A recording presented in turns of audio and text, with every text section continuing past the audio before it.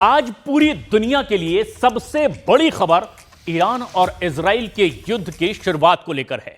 Iran Israel युद्ध पर world breaking यह है कि तेहरान पर इजराइल के हमले में अब तक के 78 लोगों की जान जा चुकी है, जबकि 329 लोग इस हमले में घायल हुए हैं। घायलों की संख्या बड़ी संख्या है, ऐसे लोगों की है जिनकी हालत बेहद गंभीर है और इसीलिए मृत्यु की संख्या बढ़ने की भी आशंका जाहिर की जा रही है। इजराइल के हमलों के जवाब में ईरान ने भी अब जवाबी अटैक करते हुए इजराइल पर 200 ड्रोन दाग दिए हैं, जिन्हें इजराइल ने अमेरिकी सेना की मदद से मार गिराया है।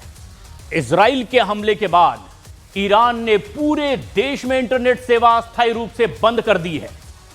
उधर ईरान पर हमले के बाद इजराइल पुलिस ने अल-अक्सा मस्जिद परिसर को ही पूरी तरह से खाली करा लिया है। इस हमले के बाद अमेरिका के राष्ट्रपति ट्रंप ने भी ईरान को धमकाते हुए कहा कि परमाणु समझौते का विरोध करने वाले सभी ईरानी कट्टरपंथी मारे जा चुके हैं और आगे के हमले और भी ज्यादा खतरनाक होंगे। ट्रंप ने यह भी कहा कि मैंने 2 महीने पहले ही ईरान को समझौता करने के लिए 60 दिनों का अल्टीमेटम दे दिया था। इजराइल के हमले के बाद उधर तुर्की के राष्ट्रपति एर्दोआन ने भी कह दिया कि नेतन्याहू सरकार पूरी दुनिया को तबाही की ओर इस वक्त धकेल रहे हैं। तो वहीं इजरायली सेना ने कहा कि ईरान पर हमले अभी तो शुरुआत भर हैं, लंबी लड़ाई के लिए तैयार रहना होगा। इजराइल की इस चेतावनी के बाद ईरान ने भी कहा कि हम चुप नहीं बैठेंगे। राष्ट्रपति पेजेश्कियान ने अपनी बात सामने रखी, कहा कि दुश्मन देश को पछताना पड़ेगा जो स्ट्राइक की है इजराइल ने ईरान पर इस बात के लिए। इजराइल की खुफिया एजेंसी मोसाद ने कहा कि ईरान के भीतर हमारे 1000 से ज्यादा एक्टिव एजेंट मौजूद हैं, यानी कि मोसाद ने पहले ही घुसपैठ की बात कह दी है।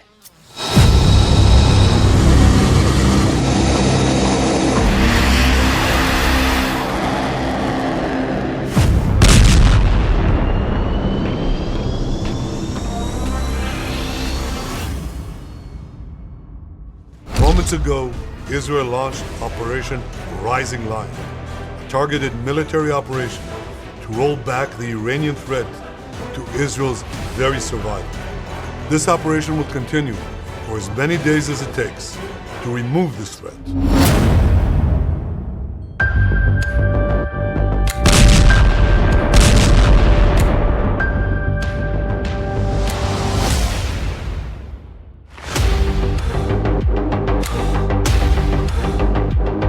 יש חשיבות גבוהה להתמגנות מיטבית, בין אם במרחב הפרטי או הציבורי. עדיפות לממ"ד, מקלט, מרחבים מוגנים במוסדות חינוך ומחסים ציבוריים שמאושרים על ידי פיקוד העורף.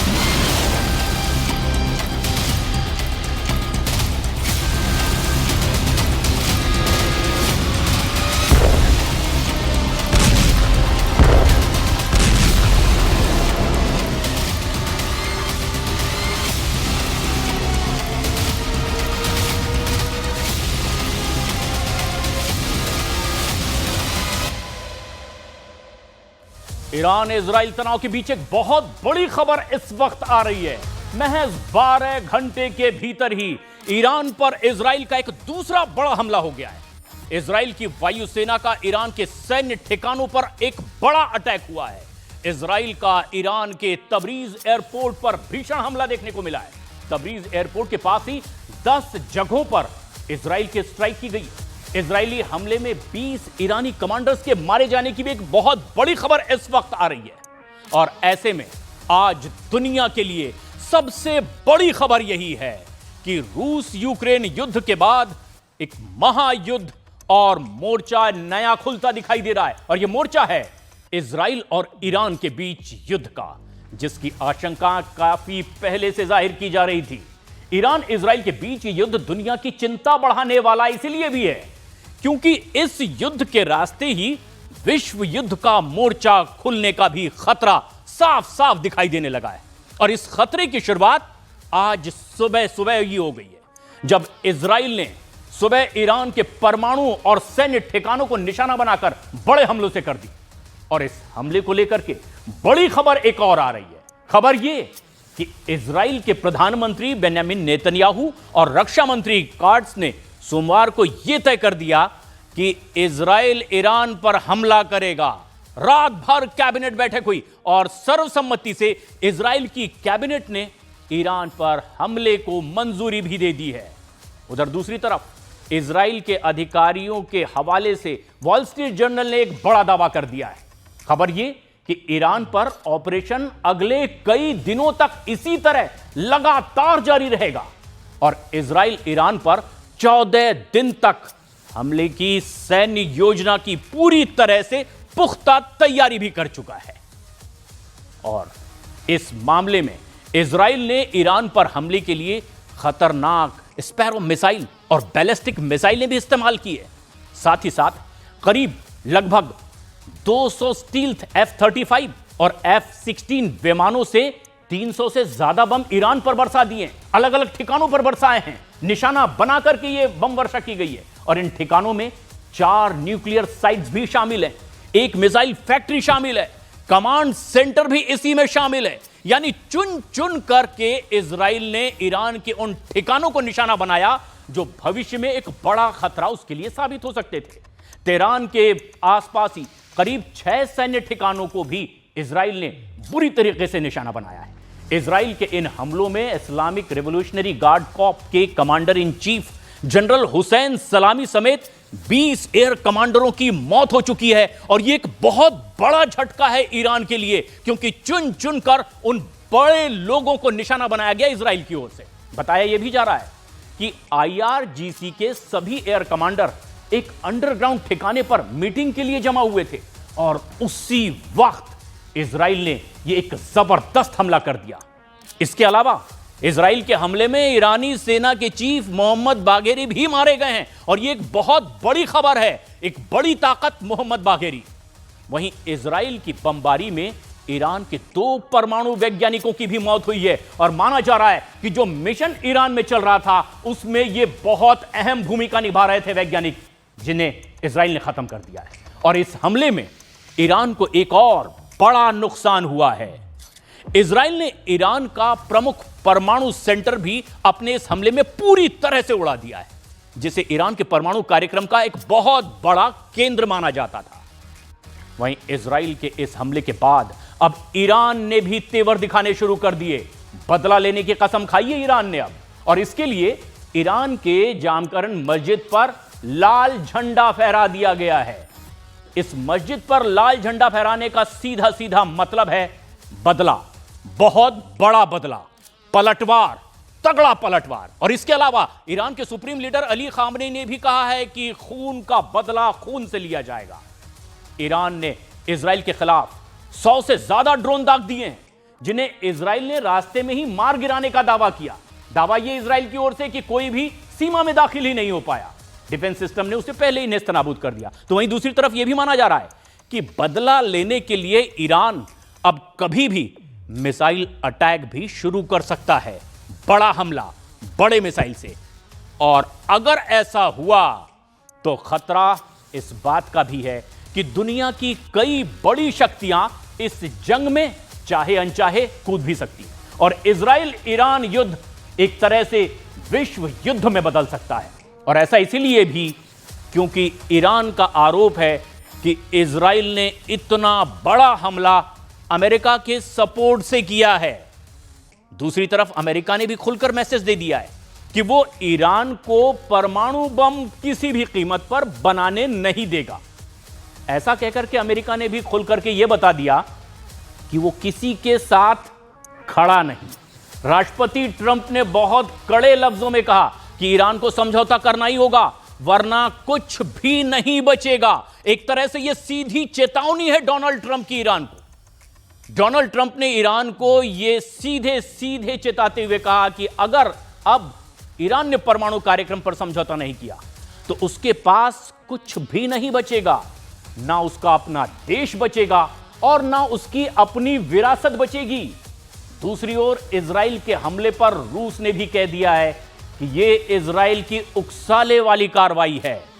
उधर चीन ने कहा कि ईरान पर हमला उसकी संप्रभुता और सुरक्षा क्षेत्रीय अखंडता का उल्लंघन है। उत्तर कोरिया का भी रिएक्शन आया। उत्तर कोरिया ने कह दिया कि वो ईरान को मिलिट्री सपोर्ट देने के लिए पूरी तरह से तैयार है। पाकिस्तान कहां पीछे रहने वाला था। पाकिस्तान ने भी ईरान का पक्ष लेते हुए कहा कि यह इजराइल की उकसाने वाली कार्रवाई है। कई देशों के रिएक्शन। हालांकि पाकिस्तान ऐसा देश है जिसका अमेरिका अपने मन मुताबिक जैसा चाहे वैसा इस्तेमाल कर सकता है। हिस्ट्री कुछ ऐसी ही है और अंतर्राष्ट्रीय कूटनीति में भी पाकिस्तान की स्थिति ऐसे ही समझी जा सकती है कि जिस पाकिस्तान को अमेरिका लगातार आतंकवाद के लिए जिम्मेदार बताता रहा है, अमेरिका ने जिस पाकिस्तान में घुस करके दुनिया के सबसे बड़े आतंकवादी ओसामा बिन लादेन को मार गिराया, अब उसी पाकिस्तान के जिहादी जनरल को अमेरिका ने आर्मी डे के मौके पर बुलाया है। और यह शायद इसीलिए भी है क्योंकि इजराइल ईरान युद्ध की स्थिति में ईरान पर हमले के लिए पाकिस्तान एक स्ट्रेटेजिक लोकेशन है और अमेरिका पहले से ही ईरान को ध्यान में रख करके पाकिस्तान में सैन्य बेस मजबूत करना चाहता है।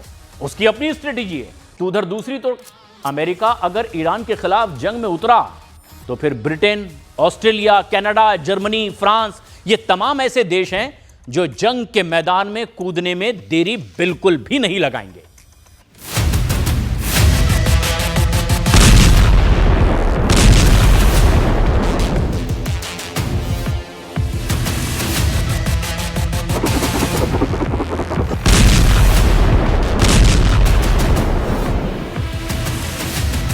ईरान को गाजा बनाएगा इजराइल।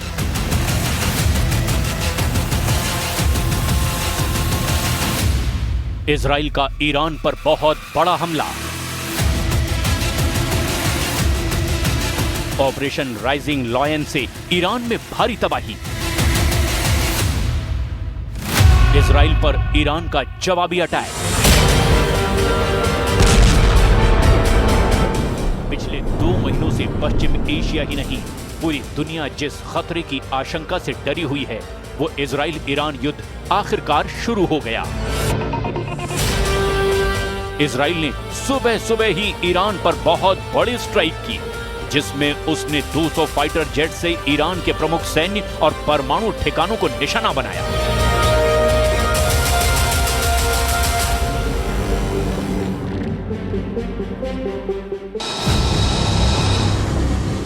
फाइटर जेट्स के साथ में किए गए इस हमले में ईरान के बड़े सैन्य अधिकारी और 2 परमाणु वैज्ञानिक भी मारे गए। राजधानी तेहरान में शाहरख शाहिद महालती नामक जगह पर यह हमला हुआ जहां हाई रैंक वाले ईरानी सैन्य अफसर रहते हैं। इजराइल के हमले में ईरान की 3 इमारतें पूरी तरह से तबाह हो गई। इजराइल का दावा है कि ईरान चुपचाप तरीके से परमाणु हथियार बना रहा है और उसके पास कुछ ही दिनों में 15 परमाणु बम बनाने लायक सामग्री हो जाएगी। इसे रोकने के लिए यह हमला किया गया।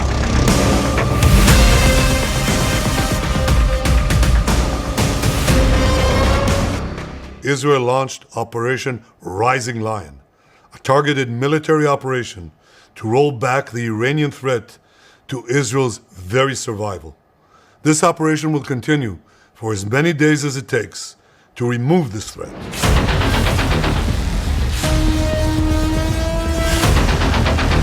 देखते ही देखते पल भर में इजरायली मिसाइलों ने प्रहार किया और पूरा ईरान बेदम हो गया। ना उसके एयर डिफेंस सिस्टम काम आए और ना ही उसका कोई रडार काम कर पाया। इजराइल ने ईरानी एयर डिफेंस को भेजते हुए अपने फाइटर प्लेन तेहरान के आसमान में उतार दिए और ऐसा कहर बरपाया कि खामनेई की 7 पुश्तें याद रखेंगी।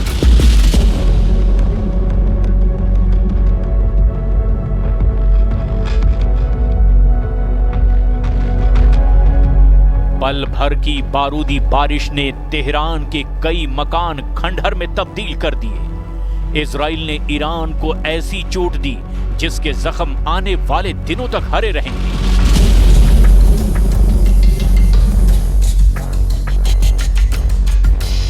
इजराइल की सेना ने ईरान की राजधानी तेहरान और पिरान शहर समेत करीब 30 जगहों पर करीब 300 भयंकर स्ट्राइक की।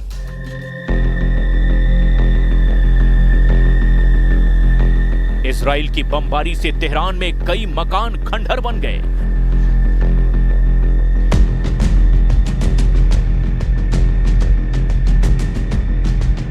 कई मकानों से तो काफी देर तक गुबार धुएं का उठता दिखाई दिया।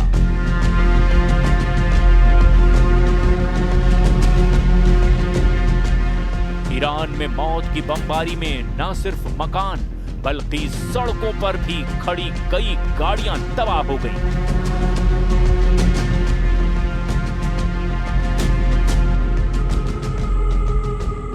सामने आई तस्वीरों के मुताबिक इजरायली हमलों में राजधानी तेहरान के आवासीय इलाकों को भी निशाना बनाया गया।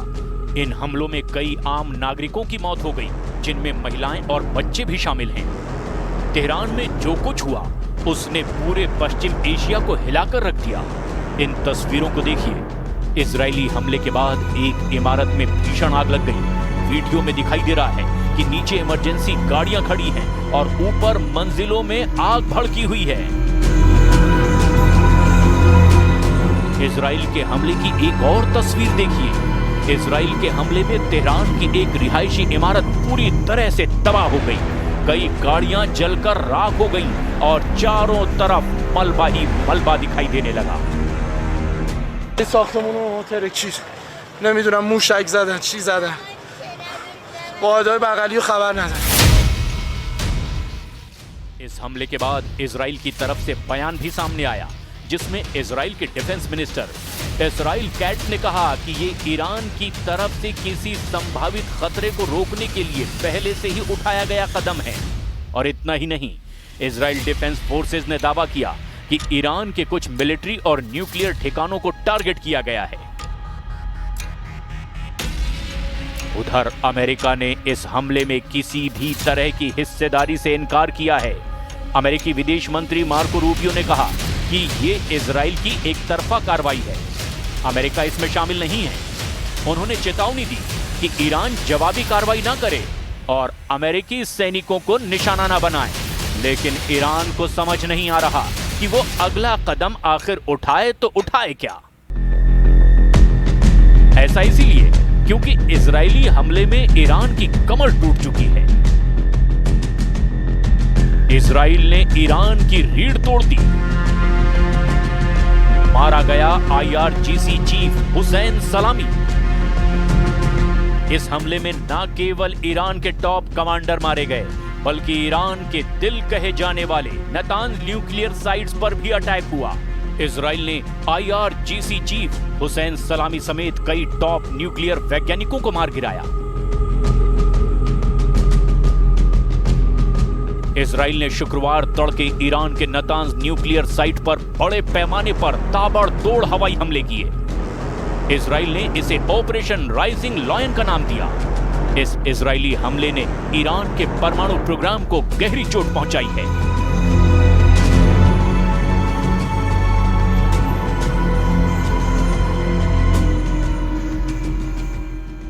ईरानी रिवोल्यूशनरी गार्ड कॉर्प यानी कि IRGC के प्रमुख जनरल हुसैन सलामी खातम अल अंबिया के प्रमुख सरदार रशीद, परमाणु वैज्ञानिक डॉक्टर फेरेदुल अब्बासी, डॉक्टर तेहरानची इजराइल और डॉक्टर अब्दुल हामिद मिनोचेहर इजराइल के हमले में मारे गए। For decades, the tyrants of Tehran have brazenly, openly called for Israel's destruction. They've backed up their genocidal rhetoric with a program to develop nuclear weapons. In recent years, Iran has produced enough highly enriched uranium for 9 atom bombs.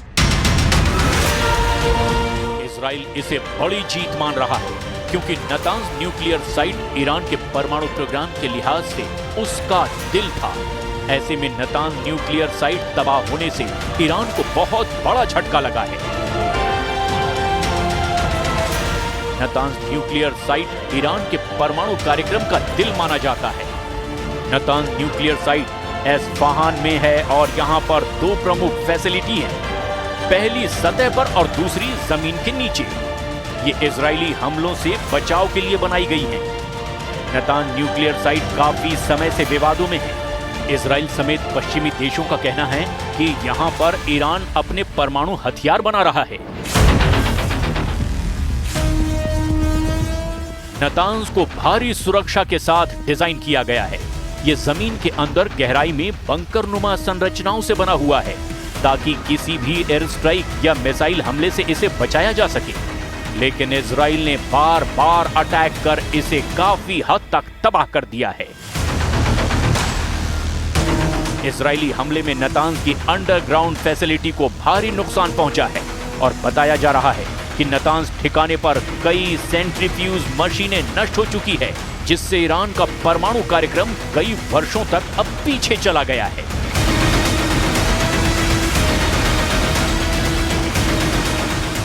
उधर Iran ने Israel पर जवाबी हमले में 100 से ज्यादा drone दागे हैं। इजरायली सेना यानी IDF ने दावा किया कि उसके लड़ाकू विमान ड्रोन को रास्ते में ही गिरा रहे हैं। अभी तक एक भी ड्रोन इजराइल की सीमा में नहीं पहुंचा है।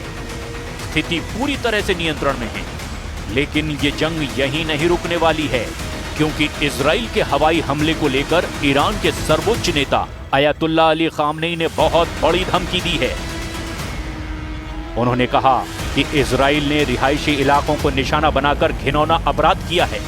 इजराइल के हमले में हमारे कई कमांडर वैज्ञानिक शहीद हुए हैं।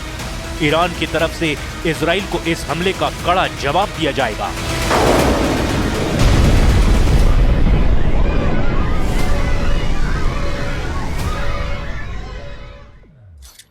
इस बीच भारत के प्रधानमंत्री नरेंद्र मोदी ने ईरान पर इजराइल के हमले को लेकर सोशल मीडिया प्लेटफॉर्म एक्स पर साझा किए अपनी बात। इजराइल के प्रधानमंत्री नेतन्याहू को फोन पर बातचीत करने की जानकारी दी है। लिखा, उन्होंने मुझे मौजूदा स्थिति के बारे में जानकारी दी और मैंने भारत की चिंताओं से भी उन्हें अवगत करा दिया।